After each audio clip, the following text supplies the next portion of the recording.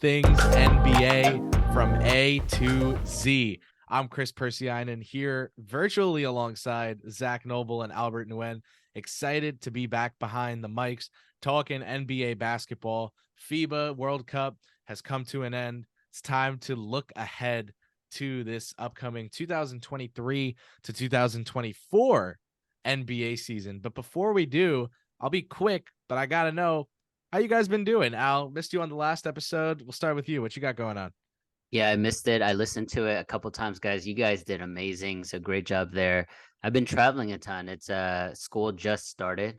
So I was able to get the kids out to Cancun for a week, LA for a week. So it was nice to do a little family vacay there. And then now I'm back to the grind session, right? NFL started and then NBA is just around the corner. So excited to jump back on, excited to continue to grow this. And I know we have a lot of exciting guests and features along the way. So definitely keep it locked, everybody. Zach? Happy for your travels, man. That's awesome to hear. Jealous. I'm super sunburned. Get out. Like, I'm Asian, right? And I'm very tan as an Asian guy, but I'm like all my shoulders, my skin's peeling off. Like it's the first time in my life I got sunburned. So that's how much time I spent out in the pool. It's Well, worth there you it. go, must man. must I'm be the jealous. light. I mean, you look the same. Zach, what It's, you been up to? Man, I'm just binging football. I was Love about it. as happy to see a Monday come around as ever. My babies aren't doing the best. They're like peak teething right now. So I'm going through that stage, and it's been 3 worst days of their lives so far, just crying nonstop. So happy to be confined in these walls and talking hoops with you fellas. Well, sounds good. Let's flip and pivot right into it. No pun intended. I wanted to talk something pretty straightforward in today's episode. And as people can already tell from the title, they know what's going on. We're going to talk some NBA storylines. We're going to indulge the storyline lovers of the NBA, the off court, I want to say plot lines to follow, but it's really more just drama. But we're gonna do it in our own style, which means we are gonna be talking X's and O's. We are gonna be talking on court fit. We are gonna be talking actual product as opposed to, oh my gosh, where will XYZ sign or get traded to or go? There will be little other wrinkles on top of that. So I'll start out with my teams, guys. I brought 3 teams to the table that I think are going to be very interesting to watch this year. I'm going to just start ripping them off to you guys, and we could talk about each one a bit and see what you guys think. So my first team is the Detroit Pistons. And while everyone may be out there excited to watch the Detroit Pistons, excited to see this young core come together, excited to see Cade Cunningham maybe have that breakout year, maybe get a solid full year from Jaden Ivey, and see, of course, see what Oscar Thompson and Sasser bring.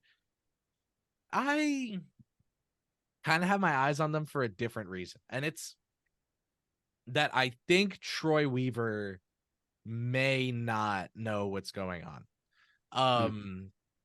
The reason I say this, Boom. Weaver has always had a type. It's the Scott Perry type. We know where he learned it from, right? The long athletic players, just go get the athletes, make it work later. I'm not confident that what they have going on out there is going to work. First of all, everyone that's a power forward on that team is either Marvin Bagley or playing power forward because they have to, whether that's Bojan Bogdanovic being a 4 because he's no longer agile enough to play the 3, which is where his game is more suited, whether that's James Wiseman playing the 4 because they got bored and traded for him and have a stud young center in Duran, but they need to make Wiseman look like he's going to work because they have to justify that move. I just don't love the roster construction here. And I think particularly when you've got young players like Jaden Ivey and Oscar Thompson, you want to be looking for stretch 4s, guys who can, space the floor out and be connectors on the offensive end. Bojan Bogdanovic does a great job at that, but he doesn't have long, right? Like we know he's got a couple years left in the league, but he's not a core piece you build around. And I'm not a Wiseman guy. I had Wiseman 14th on my big board in his draft class. I had him lottery because of the tools, but I wasn't a fan. I would still say there's good hope for him to be a good rotational center in the NBA. But again, you've got Jalen Duren on your squad. I don't think the costs of developing guys like Wiseman, or if you want to, stay in on the Stewart thing that they just extended him. I think it comes at a cost developmentally that you shouldn't be paying as a team like Detroit. So very, very interested to keep an eye out on Detroit. I love Cade Cunningham. I love Jaden Ivey. I love Asar Thompson. I love Marcus Sasser. Some of these talents they've got are great, right? But they dealt Sadiq Bey. They didn't want to extend and pay him. That's fine. That's a cool assessment. Get some draft capital. Go out and get Wiseman. Go out and I'm not in on all of these moves. Alec Burks, a guy who's good at basketball, right? Like he's might be in a situation again on the Pistons like he was with the Knicks, where he's being forced to play a role way bigger than he should because of a lack of roster building or a lack of a coach that's willing to play versatile lineups. Now, Williams has job security there, but I'm just really curious what you guys think about this Detroit team coming up. I think they're a candidate for win total under. All right, man. Counter punch here. So I'm glad you mentioned all the guys you like and you're high on, because that was going to be one of my questions for you. But counterpoint there, Detroit. Okay. And honestly, if I'm Detroit, if I'm a team that's not attracting high-end free agents, a trade destination market, you got to just take chances and go after the highest ceilings you can. You mentioned the guys you're high on. They all got pretty high ceilings, in my opinion. You can't worry about fit until you figure out who your cornerstones are of your franchise. So Troy Weaver, I think he's doing the right things by getting guys with a lot of upside, guys that are falling out like Marvin Bagley and James Wiseman. He's not paying them these huge contracts or anything yet. The one mistake I do see is the Isaiah Stewart contract. I am also not fond of that. But other than that, honestly, yes, I don't like the fit on paper. Yeah, I'm completely with you, but like you got to just take flyers on guys that you believe in talent-wise that have a lot of upside. So honestly, there's not too much nitpicking that's going to be happening from me for a while from Detroit. The Monty contract. All right. I mean, is he really a developer, guys? I don't know. I think he's a guy that can put already established pieces together. I'm not positive he's a developer, so that's the other big question mark. All right, so 2 knocks on Troy Weaver. We'll see. I like Monty as a coach. I like him as a person, but that's a lot of money and a long-term deal to be giving a coach. But they brought in Boyan, who's been great, and he's always good in every role as a leader. I don't know. I mean, or as a veteran. I don't know if he's a leader. So that would be my take on Detroit. Al, what are your thoughts? Yeah, I guess no, I like all the points made, from not liking the moves to Zach liking the moves. But I'd say this, like he mentioned, it is Detroit. It's almost like it's not even taking flyers or looking at the fit. It's really just like asset accumulation right now. Like you're trying to just build a team of assets. Maybe not a basketball team yet. They're probably a year away from being a year away, to be honest. I think the Monty move, I agree with you. They overpaid for someone like that, but Monty Williams gives them instant credibility within the league, within the players. I think that's invaluable, if you will, right? Like the way he carries himself, the professionalism, I think all of that can't be quantified. So I think that's a good move. And I agree, like KP and I think you and I are very high on Cade and his ability moving forward. We want to see him play a full season. The ceiling of this team is going to be 100% contingent on how well Cade assimilates to the NBA and if he can rise to stardom. But you're right. Like they have a ton of fours. They have a ton of backcourt players now. But again, like it's really just asset accumulation, and then they're gonna try to fit and build from there. I didn't hate the Isaiah Stewart contract as much as you guys, because I think it's gonna be movable. I think any contender is gonna want to trade for someone like that because he's hardworking, he rebounds the ball, things like that. So all that kind of stuff works out for me. I don't know in terms of like Troy Weaver's basketball aptitude. I actually don't know his history, his background, any of that. but I'm definitely going to give him at least another year before I make an assessment. But this year, that it has to be like a quantifiable improvement from the last 2 years. I was shocked when they let go of Bay too. I also didn't like that move. Like, I thought he was a good fitting piece. I thought he was growing in his role, but yeah, it's going to be interesting to figure out what the athleticism and the lack of shooting they have there. Yeah, so I went and looked up the line. It's 28.5 for the win total. And I think the reason I would try to say the under here is because I agree with you guys, and I think that's going to be the foundation of my argument here. I agree with you guys that this team is in a mode where they just need to look to add talent. They don't care what's shape, size, smell. They don't care how that talent comes. It just needs to be talent. Stewart, extending him, keeping him on the roster, that's talent locked up, right? If you think he's talent. Sure, yeah. I'm not huge on him. I think he's a not a 4, not a 5 type of guy. Yeah.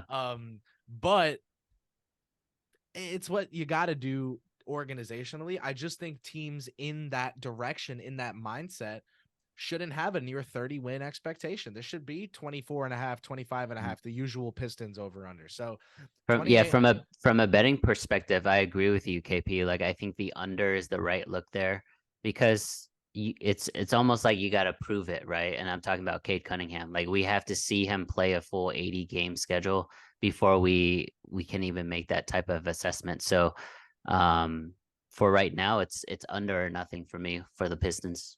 I won't touch that line. I'm not going to make a recommendation. Yeah.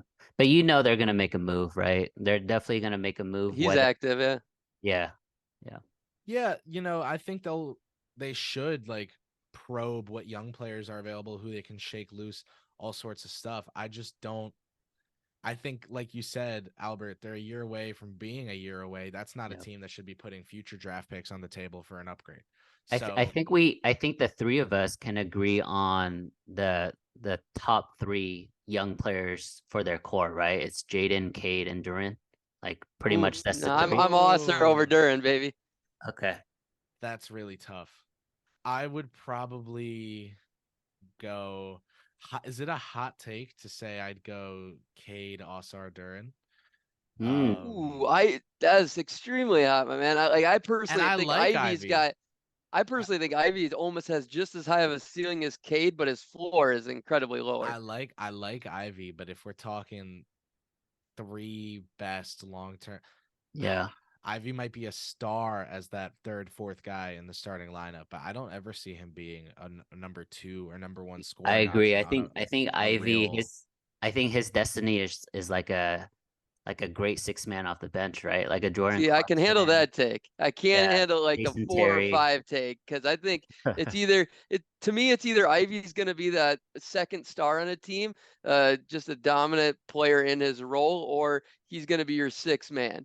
Otherwise, I don't see him. I could be way wrong on this, but I don't see him being a 4th, 5th type guy fitting in that type of role. Honestly, KP, this was a great team to start with because we could probably talk about the Pistons for an hour, right? There's a lot for sure. Yeah, because we could talk about the development or the arc of Ivy, Cade. That's what it is, though. Yeah. Al. I think the amount of unknowns they have is why it is intriguing. They're very easily to me an under team. Who do you got next? So I was just about to say, let's go. My next 2 teams come from the Atlantic Division, so let's head up north, and we won't go all the way up north yet. I want to start in Philly. Everyone is looking at Philly right now because of James Harden. I mean, people looking at this team, they're saying, who is this guy going to suit up for game 1? Is it nobody? Is it the Sixers? Is the fat suit coming out? What's about to go down here, right? I want to know whether he plays or not for them. Like, he's not probably going to get moved at some point, you would think. Is the plan to ride with Maxey as the number 2 to Embiid? Because I loved Tyrese Maxey coming out of his draft. I had Maxey number 7 on my big board in that draft. He didn't go until 21. I was shocked, right? And Maxey's been a stud since getting drafted. But Joel Embiid just coming off an MVP. does Maxey have that juice right now to be a number 2 player on a championship contending team today? I don't think so. Now, am I saying that he's more of a sixth man, more of a Jordan Poole, and he shouldn't be starting? No, no one went that far, right? I think Maxey's fantastic. But as a number 2, right, if you can't get something back for Harden that's a star, if there are no teams that say, hey, we'll give you this disgruntled star and picks for Harden, because who's going to do that? Harden is the disgruntled star. So when you have that kind of situation, I think number 1, you're looking for Maxey to get set up for failure. That could very well happen this year and be cast in a role greater than what he should. And instead of looking like a fun young player, he looks like someone maybe in over a little their head. The other thing, though, is Embiid going to ask out as a result of this, right? You had reports recently that Leon Rose and William Wesley were at his wedding, and that was very much a yes, they're there for that reason type of wedding appearance. They did it with Brunson, right? They showed up courtside to watch Brunson and Mitchell go head to head. And they watched Brunson send Mitchell home. They went and got Brunson, didn't get Mitchell, and ended up beating Mitchell again via, the Cavaliers. The Knicks do this. Leon the Don has since building the team up a little bit back to a playoff point, has gotten a little confident with how he operates publicly.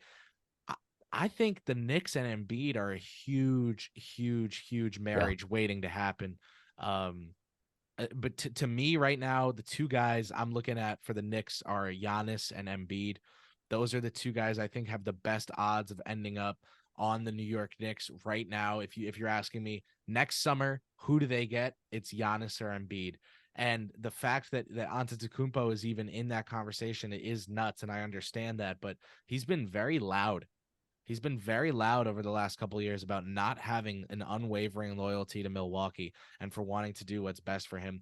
We know the Knicks were just interested in his brother in free agency, right? The Knicks are being very loud as well. And so, I'm looking at Philadelphia because 1, is Maxey going to be able to succeed in this role? And 2, is Embiid going to care for more than a year about whether Maxey can, or is he just going to want out? Yeah, I'll react first because I know Zach is going to have a lot to say. I'll say this, even if James Harden comes back, we already have seen they're just not good enough. I'm sorry, Sixers fans. I'm sorry, Embiid, Harden, Maxey fans. The 3 are just not good enough to win a championship. So let's say the alternative happens and he leaves. The question KP poses, is Maxey good enough to be that number 2?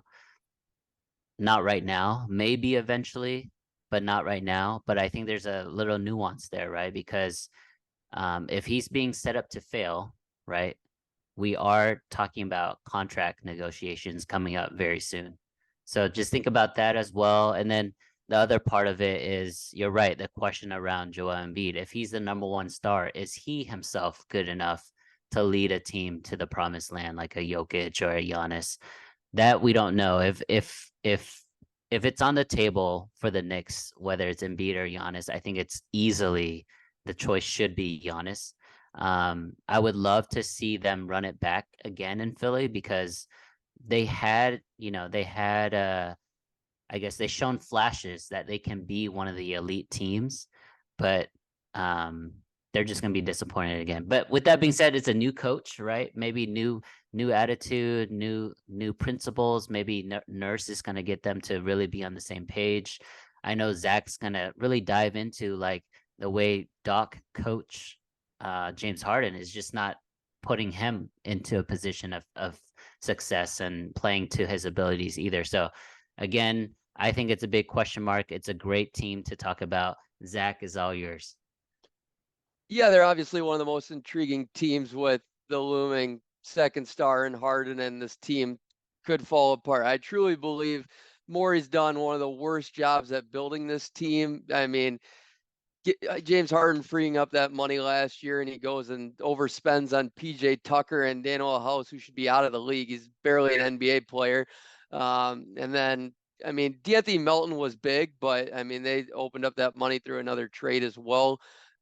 So Melton's huge. I love D'Anthony Melton. I thought he should have been all defense. But if they don't have Harden suiting up, this is my hot take of the Sixers, is they might be twiddling on the fringe playoff line. I think they're in that big of it, like, because Embiid, you never know about his injuries, man. I mean, he's always due for 20 games missing. Like, it's insane. But with that said, I mean, I think they're intriguing because I personally, I'm with KP in regards to Maxey. I think he's got star talent. I think he's almost there. I think he is a borderline all-star right now. I think he can be a number 2, but the team isn't good enough all around to get it done without him. But I think he could take the biggest jump any player in the league next year, Tyrese Maxey. Without James Harden, I truly believe that. I will stand by that. I mean, he's not my choice right now. I have to go through the list. I'm just throwing that out there. I think he could. But outside of that, Nick Nurse is my guy. He's always been my favorite coach the last 3 years. I think him and Spo are the 2 best coaches in the NBA. But he doesn't have guys on this team he can wave his pixie dust around, because Maxey's getting better with or without him. Okay. Embiid isn't a Nurse player, in my opinion. I think he's going to try to do a lot of interesting things. He was on Pat Beverly's podcast talking about Embiid flailing around and trying to protect the rim more. Well, good luck with getting that guy vertical more, man. I disagreed with a lot of he said on that podcast of how he's going to use Embiid a little too much. And what he needs is freaking ball movement. He needs to learn how to pass the ball and be a connecting piece and be a guy that fits versus the entire offense. So Maxey's not a guy that's going to get that done. He needs a playmaker by him. It's going to be extremely interesting because I love Embiid. I love Maxey. The rest of the team is a lot of hot trash unless you have another all-star there, in my opinion. Yeah, Maxey, I keep coming back to you saying he can be a number 2. He's 22 years old right now. I don't think we're there yet. And I think this season, if he's I'm not saying this year. If he's forced into that role this season, though, I think it could be detrimental to him filling that role long term. I don't think always that the solution is just feed guys touches, feed guys freedom, I'm very much a coach's mind in that sense of easing guys into usage. When you're a good team, you have to. When you're a team like the Knicks, okay, I will argue, yes, you should start Emmanuel quickly over Elfrid Payton because you've got nothing to lose. The Philadelphia 76ers are coming in with a whole bunch of expectations and hype to be at the top of the Eastern Conference again, and I don't see it. I got to find myself agreeing with you, Zach, that they might be in the play-in conversation because I'm not sure the extent to which Embiid's greatness, and yeah, he's top 4 in the league to me. He's great, but the extent to which his greatness can actually propel them to regular season wins if the supporting cast is so weak, if the scoring outside, Harris is good, right? And Maxey is good. But they've kind of taken that away from Harris too, Yeah, you look at the other guys on this team, right? Like their biggest drama of the offseason was retaining Paul Reed. This is not a team. and then watching him cast up some threes too. It's like, I don't want to see him or Rudy Gobert or Isaiah Stewart taking threes on my basketball team. So that's the thing, is it's tough to sell me on, hey, well, this team was mildly promising because they had Jaden McDaniels, his brother Jalen, but then they lost him to Toronto. So now they're just a little bit promising because maybe some of these guys can shoot. And if they can, then maybe Embiid has a cast around him that can function to an extent where we could score some points. I'm sitting there and I'm like, this is way too many what ifs. This is way too many what ifs. So I'm looking at Philadelphia.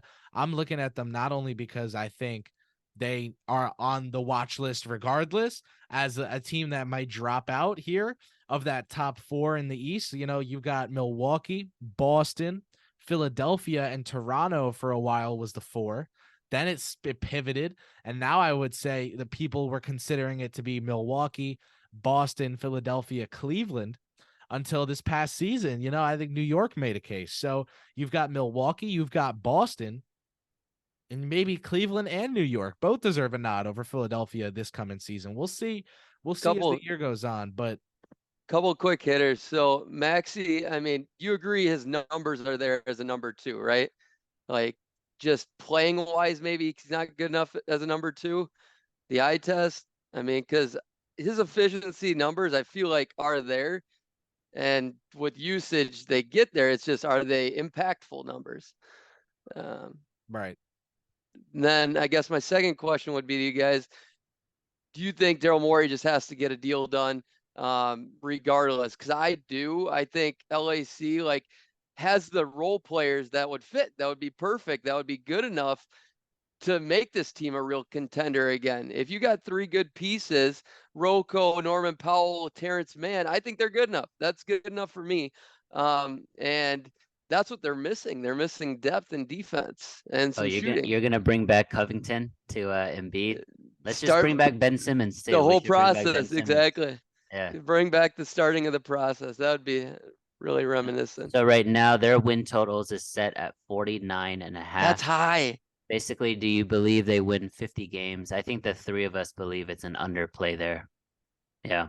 I better hit that now. Thanks for bringing that up. Got to agree, Al, with the under there. I can't look at Mo Bamba and Pat Beverly and PJ Tucker and Paul Reed and Montrezl Harrell and Turk Smith and Petrosev and Mac McClung and Jaden Springer. Like, some of these guys are going to be good in the NBA. Jaden Springer, I think, can be good. Ricky Council IV, I think, can be good. Melton is very good. This is not a team of guys who are like going to win the Eastern Conference Finals. It's just not a top to bottom roster. It's not. And so Philly either needs to make changes now to the roster or to what kind of team they want to be. I know a real easy way to shift your expectations, right? You move Harden for the Covington man poo-poo platter, and then you open up conversation on, hey, Joel, this is the best move for us, and James didn't want to play here. So are these the horses for you? Are you ready to go run this race? And he says, yeah, I'm ready to go all in. And go all in, go have a year, see how it goes. Probably end up moving him after that.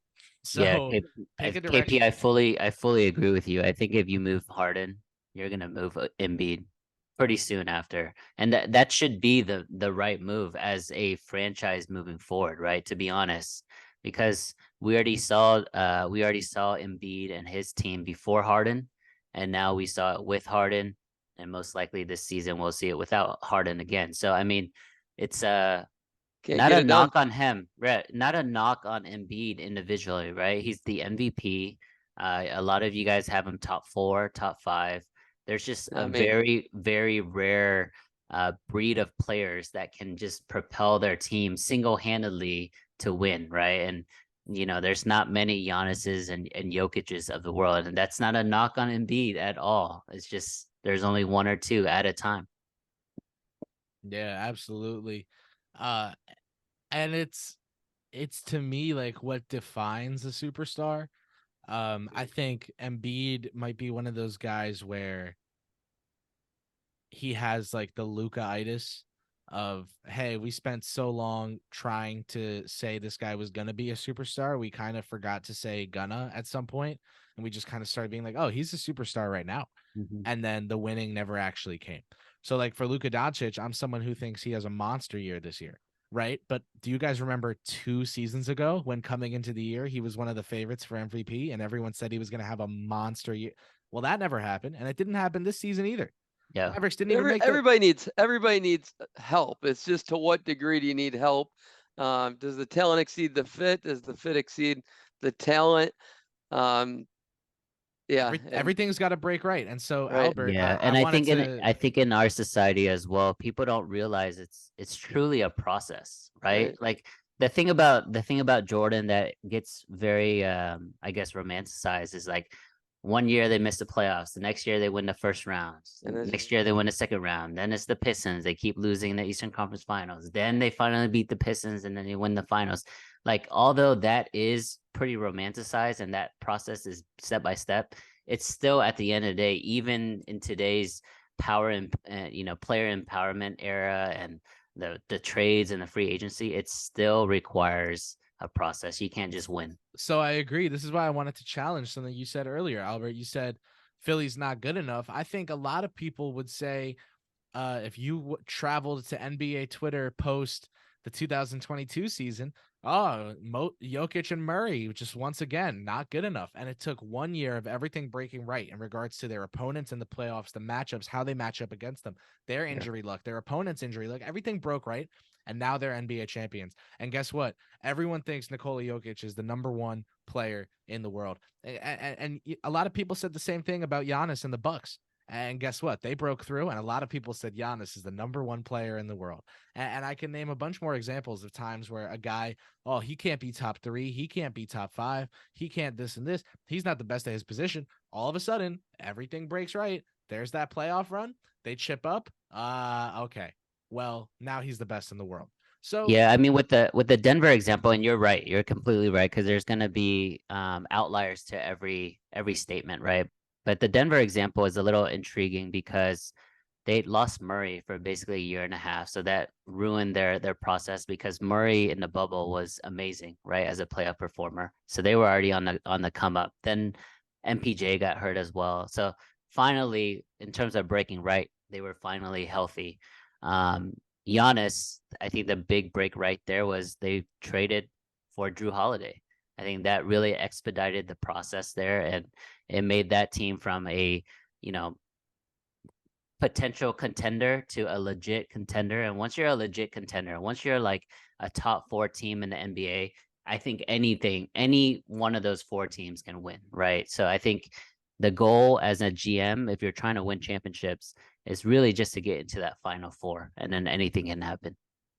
I'm not going to say Denver had more talent than Philadelphia. I'm going to say Denver had the talent, the health, and the fit. Denver was perfectly fitting from top to bottom, everything in my broke opinion. right.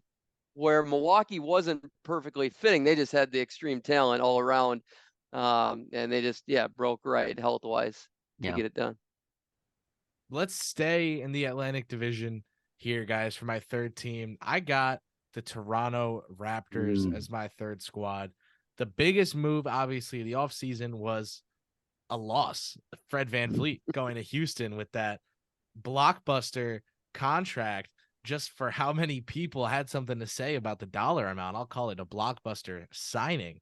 But I do have to say, I think Dennis Schroeder is a darn good replacement. And I thought that before this showing in the FIBA tournament. Now, FIBA World Cup MVP, Dennis Schroeder, the point guard for the Toronto Raptors. I've brought up that I think they're going to need more shooting now that Schroeder's the point guard. They got Grady Dick, and they re-signed Gary Trent Jr. OG Anunoby, capable from the corner. Siakam, a very skilled creator in his own right. Pirtle extended, got a center down low now.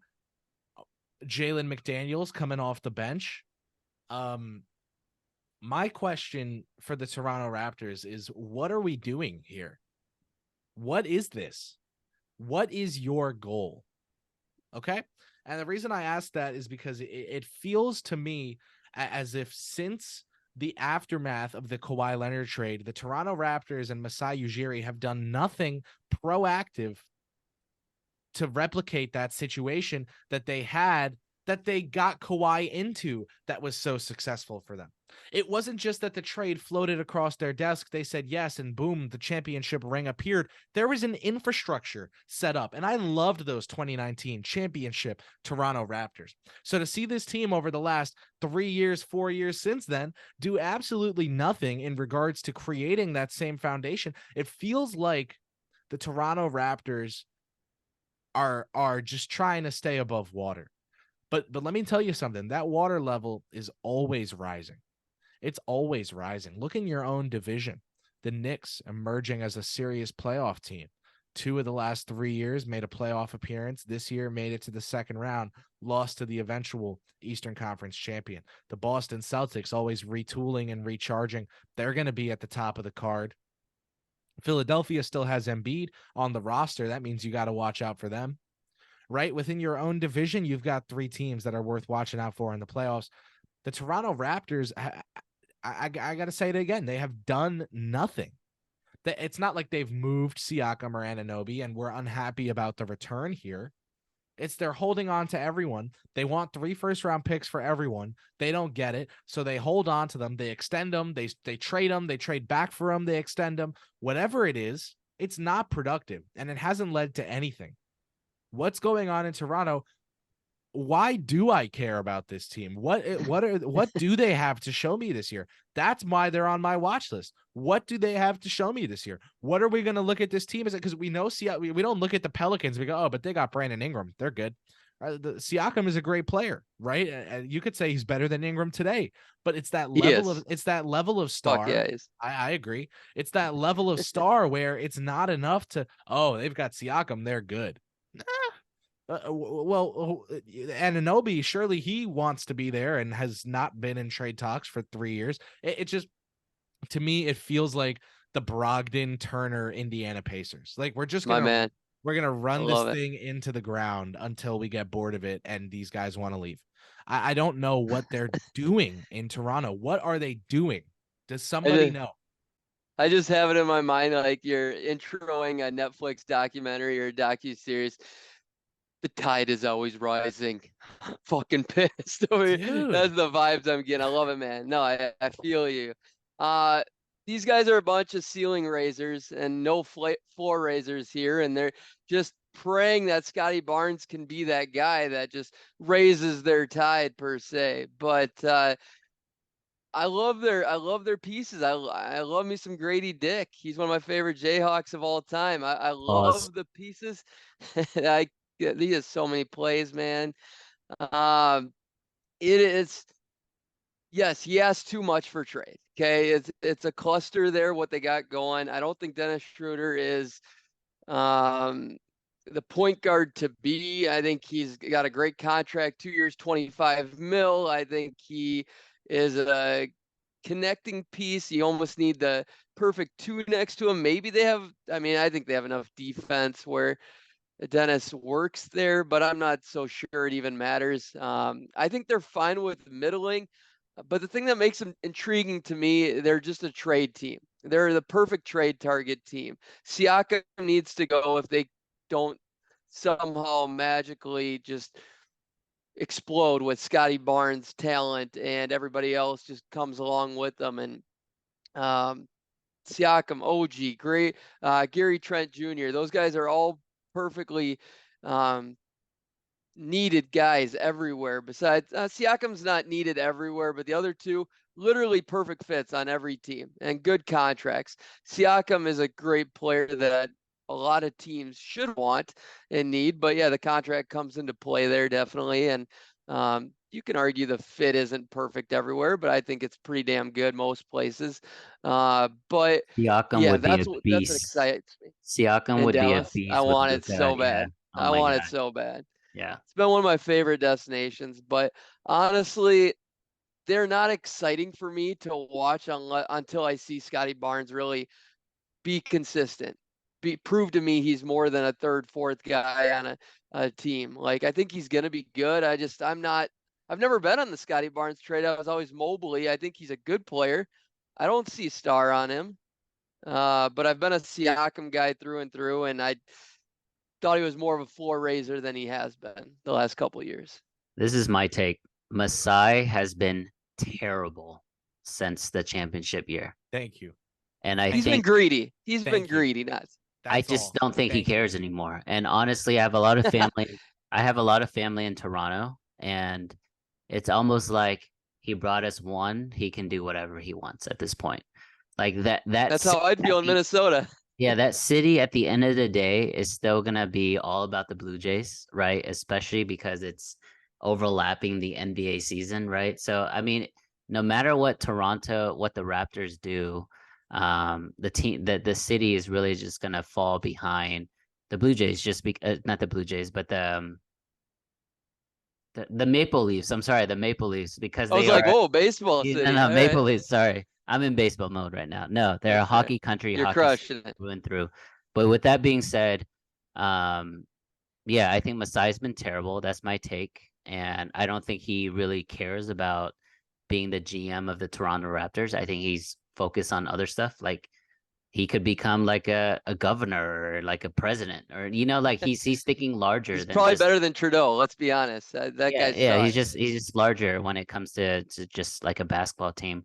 With that being said, I agree with everything you guys have mentioned. The pieces there are great. They can get a lot for those pieces. We just don't know. The issue with having someone like Siakam is he's not good enough to bring your team to contention, but he's good enough to always be in playoff contention, right? And that's the wheel of mediocrity that nobody wants to be a part of. And unfortunately, that's what they're in. And unfortunately, I don't think anybody cares. I think it's us who care, right? It's Knicks fans, it's Sixers fans, it's like, what are the Raptors doing? Or, man, I want Siakam, or I want, last year I want Fred VanVleet on my team. Like, I just don't think the Toronto Raptors care. And then the other thing is, you mentioned it, Zach, is okay, a lot of their chips are gonna be based or contingent on how high Scotty Barnes can take them. What is Scotty Barnes as a player? Do we even know that? Is he a distributor? Is he like a playmaker for them? Is he just a wing? Is he Jason Tatum? Like, we don't even know. Or is he just like a utility knife that is above average at everything, right? If he's a Yes, utility facts. knife, that is not good enough to be the number one on any team, let alone a contending team. So they need another star, and I think Kawhi fell into their lap, got super lucky, won. Kawhi also himself was super motivated that year. They got very, very lucky in the finals when it comes to injuries, right? The Warriors were just falling left and right. And yeah, Masai's been terrible. That's But my let me take. ask you guys, who's a star they could have gotten? Like, maybe they could have gotten some better fits in the drafts, you could say, but they haven't had a high pick. So really, they haven't had a chance to take a huge swing unless they traded up. I agree. He's been really greedy when it comes to OG. There's been OG trades out there where they could have probably gotten better draft picks or more draft picks to start this rebuild, and they probably should have gone into tank mode. That would be a real direction. That would make him a much better GM. But like, who's a star that could have made him go the other way versus tanking? The two players that KP mentioned for the Knicks, that's who Toronto should be targeting. 100%. 100%. They But are but would they be cool there? international stars. Sorry, go Giannis, ahead. maybe. Would they be cool there? Like, would they accept that? Giannis, maybe. I highly doubt it. He's just bought into the LA Country Club, LA Oh Golf Club. yeah, yeah. I mean, Giannis is going to the coast.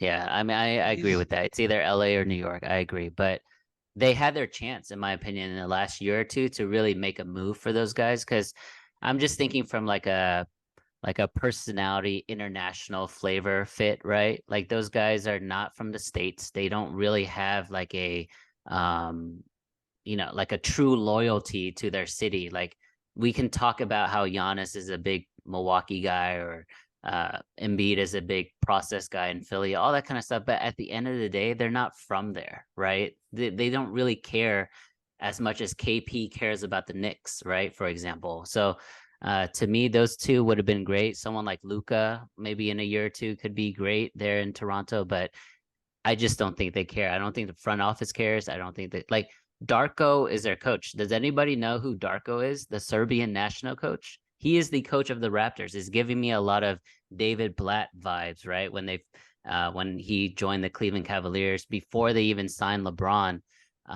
So I don't it know. worked Like for Nurse, but it I did, think but you need a louder voice. yeah, but also Nurse did his time in the G League, right? So How he kind of special was assimilated. the Igor Kokoskov hire for Yeah. Phoenix?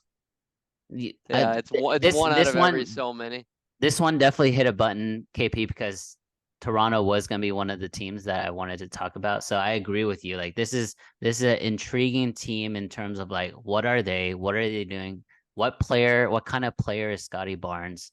They have a brand new coach. So yeah, I know a it's guy. hard. I got They've a guy. they've got a lot more. They You got a lot guys more know who I'm questions thinking. than answers. You're thinking Carl Anthony Towns? Boom, put him in there. They go from 8th seed to 7th seed and they're freaking climbing, baby. Uh, you, you And put him in Pat's for Jakob Pertl. I mean, man, come Siakam on. with Anthony Edwards would be awesome. That would be an awesome 1-2 to watch. Yeah. You spread them out with OG and Gary Trent Jr. You got the the new Splash Bros, man. Come Oh, on, Masai, brother. come and get your baby.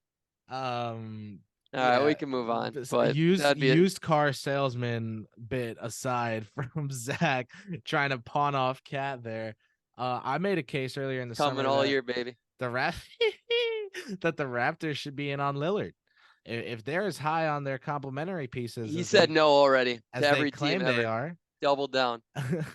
if they're as high on their complementary pieces as they claim to be with how much they want for them in trades, then aren't those guys good enough to be the backup cast to Dame? So, I would think that you got to be in on him if you think you're that good. I don't think they're that good. So I don't think they should actually be in on him. But the way Masai has postured, I guess they should be, right? Yeah. So yeah. Let's go out. The other two teams you had besides Toronto, let's talk about those two. And Yeah, let's pivot to this. I'll start with the Clippers, man. I'll start with the Clippers. This project that they have with Kawhi and Paul George, they gave up the farm for them. They've been building and trading for pieces left and right every single year. They have a championship winning coach. This has to be the last dance, right? Win or lose. This has to be the last dance for that team. So I want to see this team actually go for it. And the unfortunate thing is, and I'm not a Kawhi hater, I'm not a PG hater. I think both of them are super talented, but the unfortunate thing, injuries have derailed them. And even if they try to go for it this year, it wouldn't surprise me if one of them goes down with another injury, right? So I definitely want to see how good they are because they're like the unknown in terms of like the last 3 or 4 seasons, how good they could be, especially when they're healthy. I mean, game one of this playoff series against the Suns, right?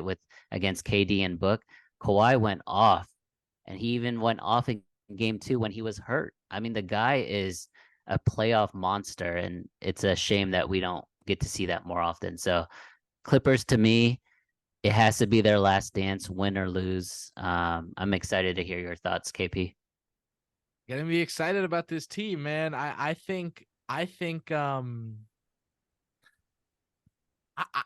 I almost like need to see them get a run because I was in on them after that Highland, Gordon, Plumlee deadline. I thought that was surgical. I was like, Yeah. they went out, they got a little piece there, little guard, little wing, little big. They got a little bit of everything they need. They fine-tuned this roster and it's ready now to compete. And then they flatlined like completely. Well, Kawhi got hurt, right? But I think before the injury, they flatlined. Before the injury, Sure. they looked dead in the water. The But injury with confirmed. Kawhi, they were up 1-0 on Phoenix, right? So my question is, do you think a healthy Kawhi would have beaten Denver? No. Yeah. No, not it's Denver. not No. enough. No. Not enough. Not enough. Those tweaks were great, but they were tweaks. What Los Would have been Angeles close. needs is another season with Westbrook where there's some cohesiveness there in his role. Another season with Zubac and Plumlee working out that big rotation. Like, I think the continuity could be valuable here. I also think Paul George and Kawhi Leonard are at a stage in their career where they might be seeing eye to eye. Like they might really just be like, hey, we need to do what it takes to win this year. I think Paul George really wants to win. That's my read on just you see the way he talks on his podcast. And look, you see Jerry West go on his podcast and call him out to his face for being as good as he is and for Kawhi being as good as he is and for them playing half the season every year. Yeah. So I think Paul George has a lot to prove to people right now. It's been the summer of Paul George, to be honest. Like even he's killing it with the pod. Iggy. Yeah, I think Iggy went on Evan Turner's podcast and was like, "There's only 2 guys with no weaknesses in the NBA. One is Kevin Durant, and everyone agreed, and then the other was Paul George." And they were like, "Paul George," and then the more they talked about it, Iggy was like, "Okay, name me one thing that PG can't do." And you think about it, and Paul George is that talented, has the size, athleticism, his handle is second to none, shot making. So I agree, man. I think like Paul George definitely wants to win. Thing is, guys, they're not gonna win in LA. They're not gonna. I'm sorry, the Clippers are not gonna win. But there is a additional nuance, right? Like, what if James Harden joins? That'd be crazy. Then it's all over, baby. It's all over. No. Yeah, I'm with all of the things you guys are saying. It's just all comes down to health. It's so cliche. Do I think their bigs are good enough to compete with Jokic? That's the main question. Even They if just got to be at they have a all the level. talent. So Harden goes there, they're better than the Lakers. That's for sure. As long as they have a fully healthy squad, come playoff time. I'm taking the Clippers definitely. But it's just like if they get matched up with Jokic, Zubac, man, I don't know if he's got the goods. I don't know if Kawhi and Paul George on help can do that. And no matter how good they are, I mean, if Jokic is Jokic of last year and how he's been, it would take a miracle. I wouldn't say a miracle. You can double team Jokic with those guys and then hope Michael Porter Jr. and Jamal Murray slow down or something. That's what I would say. I mean, that's the biggest question. I think they're as good as anybody, fully healthy with James Harden. Without James Harden, I'm still picking the Lakers. I'm picking the Suns above because of Booker. But they're right there in the mix. Their depth, Ty Lue adjustment. He's a playoff coach. He's tremendous. They were really good with Russell Westbrook in the playoffs and no Kawhi Leonard. They fought. I mean, they were really good. They played as a team. Russell Westbrook, I mean, I think he's getting a second wind here. He's finally catching that second wind after, yes, I believe his stints in Houston and Washington were extremely underrated. Lakers, not so much. I mean,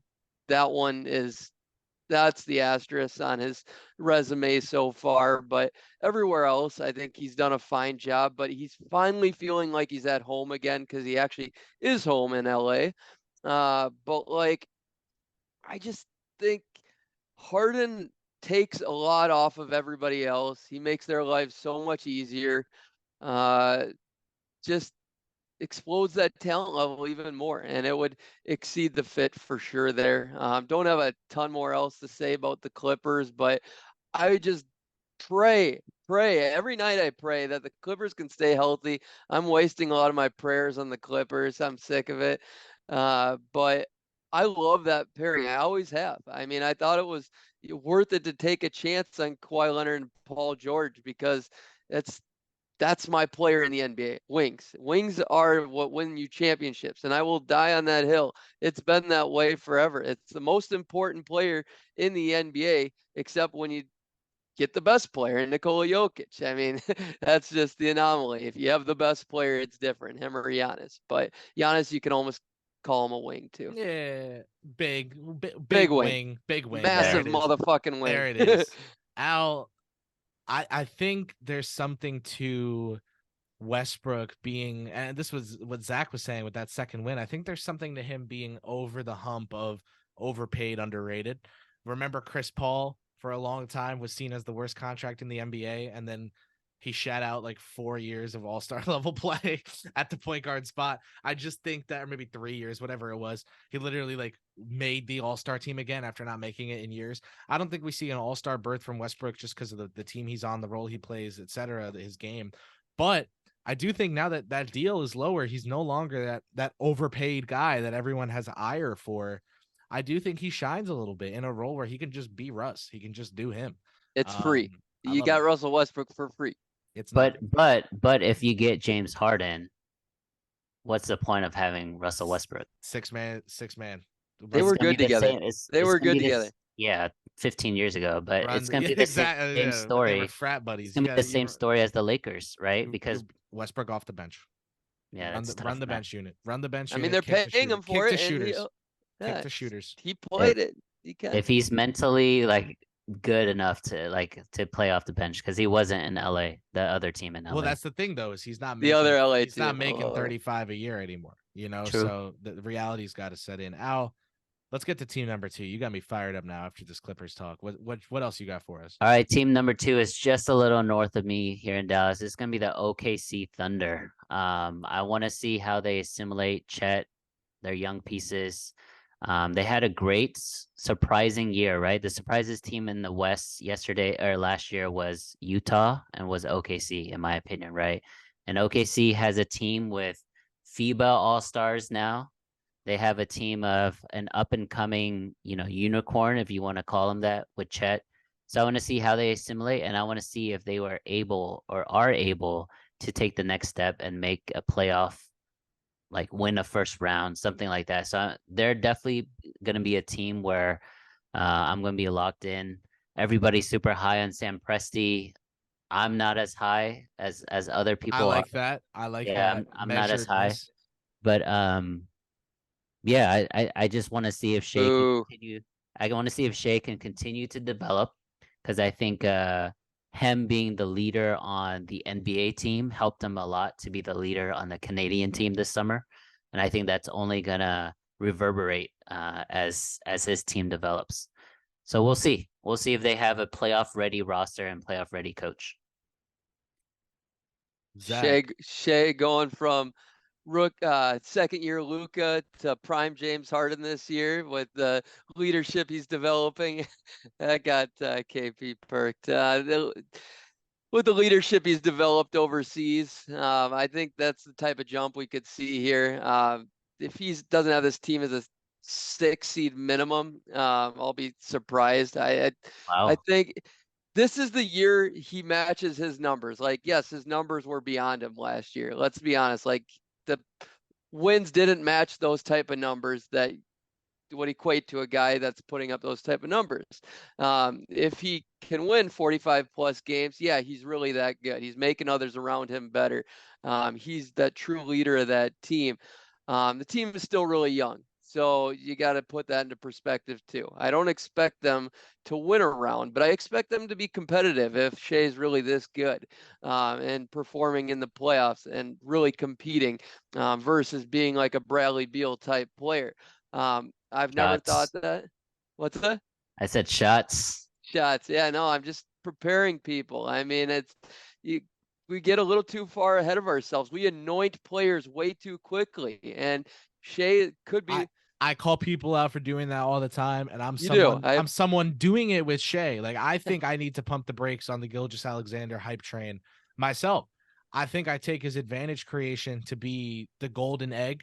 Everything's just going to be fine because he can create advantages in the half court no matter what.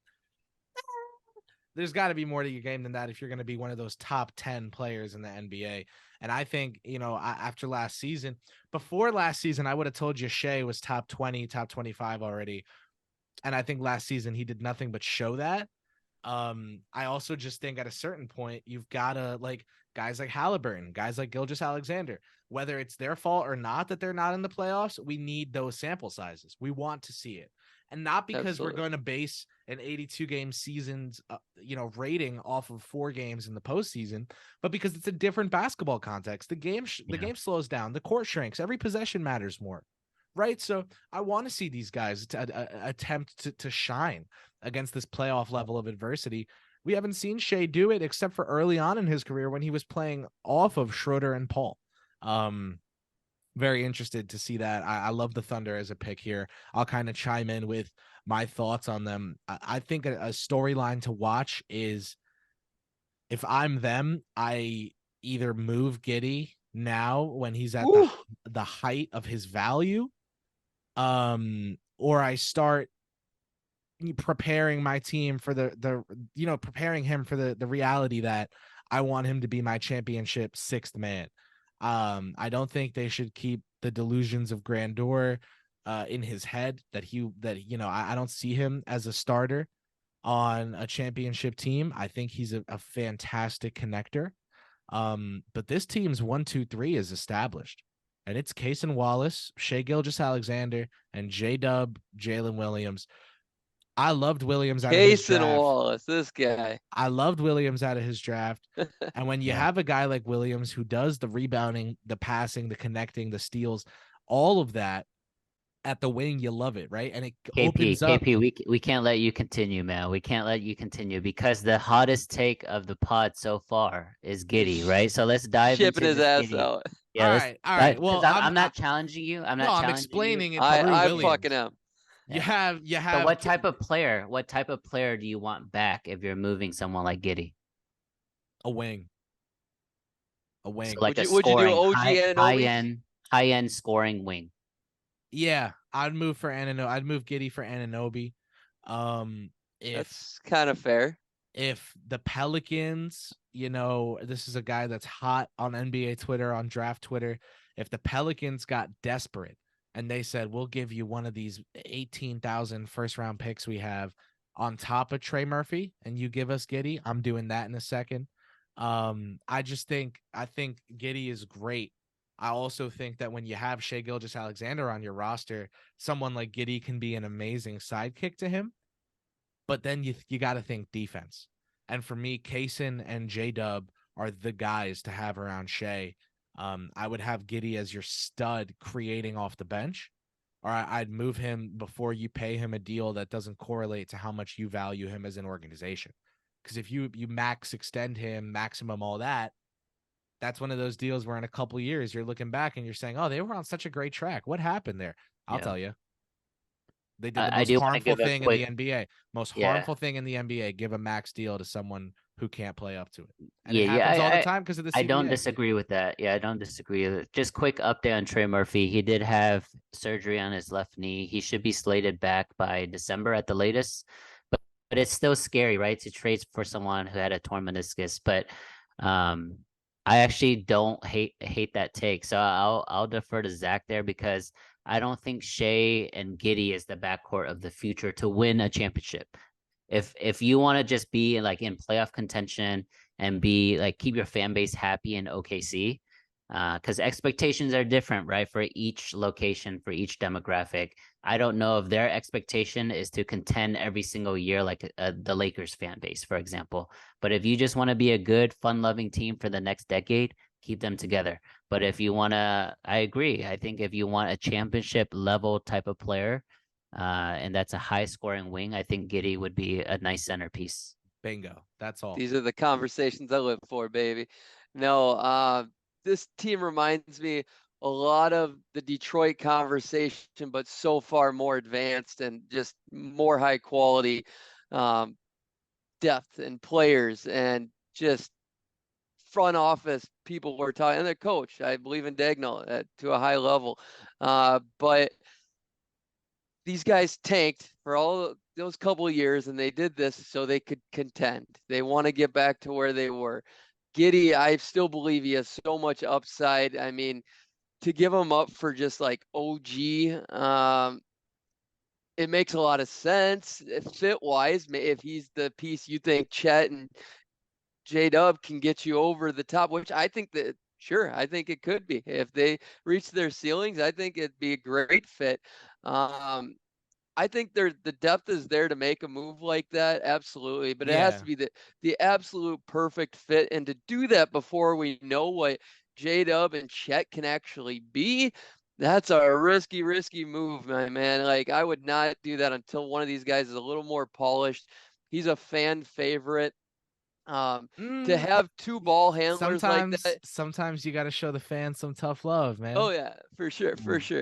But to have two ball handlers, to have two guys that can pass on that high of a level, is just a different dynamic. It's like the Timberwolves going two bigs, even though that's a way worse idea because you still got two guys in your control like you do in OKC versus two guys on max frickin' deals that we already know who they are and that aren't worth their money versus two guys that are still pretty unknown in Shea and Giddey. I'd rather be the opposite of what the Timberwolves are and what OKC is. So it's a very interesting idea. I don't fault you for wanting to trade him for the right piece if you believe in everything else, but that's way premature for me. It's a murky fit though all around. If you look at, I don't want to get too far into a team preview as we'll be doing that coming up, but they're average everywhere besides basically free throw percentage and turnovers, and that's a big part of because of Giddey, and so. Where are they going to be great? You got to figure out where this team's going to be great and where it's going to be elite, and they don't know any of that stuff yet. So time will tell. The box is open. I think they're going in the right direction. These guys the talent exceeds the fit. And they're just some of the two smartest guys in the league.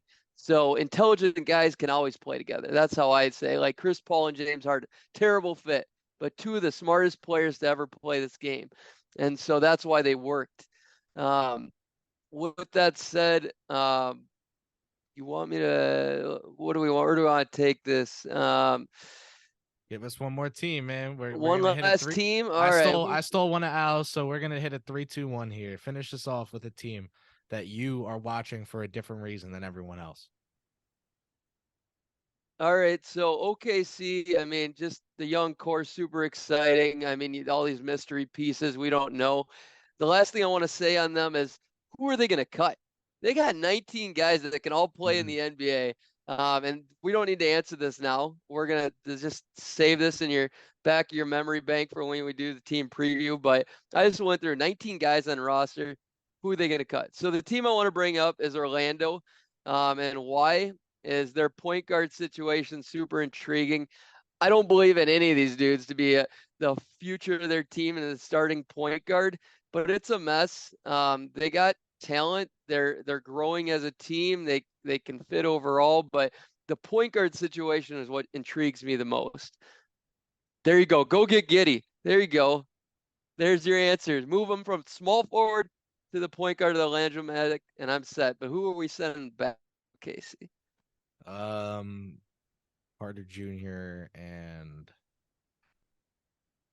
do they need to? Yeah, Carter Jr. and you're onto something. Yeah, there's something going on there. There's first or something. Yeah, there's something to hold on to. I don't think OKC wants more picks. I think there's something to hold on to there. I don't know, man. They wouldn't want Suggs, and that would be too much to give up. Yeah, Wendell Carter Jr. could fit nicely with Chet, but like, who's the big in Orlando then? Just Paul at the 5? They gotta go get a vet. Yeah. Okay. I love you bringing up Orlando. I think this team has so much potential. Franz Wagner is so freaking good at basketball. Yeah. He is so underrated. You look at people redrafting his draft class and he doesn't go top 5, and you're like, what else does he need to do besides play in, name a city that's not Orlando, right? Like, I just can't. What True. else is there for him? He's fantastic. Suggs, Wagner, Banchero is one hell of a core. I really still believe in Suggs, huh? I do, and his defense, and I'd take him long term over Anthony Black, probably, who I know a lot of people. Me too. A lot of people are very excited about Anthony Black as someone who I was never as high on as the rest of the crowd. Still had him in my lottery, but I don't think I would have gone Keontae George if I were Orlando. And it's really tough for me to see them go Anthony Black and Jet Howard, because those are guys that I loved in this draft if they fell in a situation that really worked for them. Anthony Black, I think they I'll go to the WNBA here. I think they kind of want Anthony Black to be the Courtney Vandersloot of this team. They want him for the Liberty, their floor general. They want him to just get the ball to the talent in creative and effective ways, break down defenses, and get the ball out to shooters or to the star talent. And yeah, Anthony Black is going to be able to do that and contribute on the defensive end. But what if they drafted someone with a shot at being a star talent? I don't think Black has that upside offensively. And Jet Howard, I just really didn't like there. So really interesting to see what they did, because, these guys it almost reminds me of Toronto a little. Like, they have the wings and the draft Twittery guys and the shooters, but they don't really have someone where you're like, okay, this guy's making an all-star game this year. So it's one of those like in-between teams. The thing with the Magic and the Raptors that's different is Siakam and Banchero, yes, both play power forward, but one of those guys is coming up on a decade younger than the other one. I just think it's a lot different for Toronto. So again, Toronto on my watch list for that reason. Siakam's age too. When are they going to do anything about him? Is he going to be a feature play? Anyway, back to Orlando. Didn't love the draft picks this year, but I do think the young core overall now is really nice. You look into a move at center. Maybe you move Carter Jr. and you package him with Isaac or a Fultz, and you go get someone gosh, that could He just might be their best passer. Yeah, I know this is not an exact science. I'll take 15 seconds here on the Magic, but if you go to go. ESPN depth chart, Jalen Suggs is the 4th point guard and the 3rd shooting guard. He's I behind still believe in him, just like KP. Markelle Fultz, Cole Anthony, Anthony Black, and Gary Harris. He is better than Cole Anthony. So Like, I like that's Gary. crazy. Gary Harris gets respect from me. He's cool. Cole Anthony is someone who I wish panned out way differently. I'd love to see his work ethic translate to like really intense point of attack defense and just like spreading the ball across the court, fit into a role more like that. Because right now, I think the role he wants to play is destining him to be a bench scorer. Anyway, y'all, this was a great run through some amazing NBA storylines coming up for this season. Can't wait to cover this season with you guys, preview these teams going forward. If you're listening, thanks for tuning in. Thanks for watching. If you're on our YouTube, go give a 5-star rating, go subscribe, go thumbs up, you name it.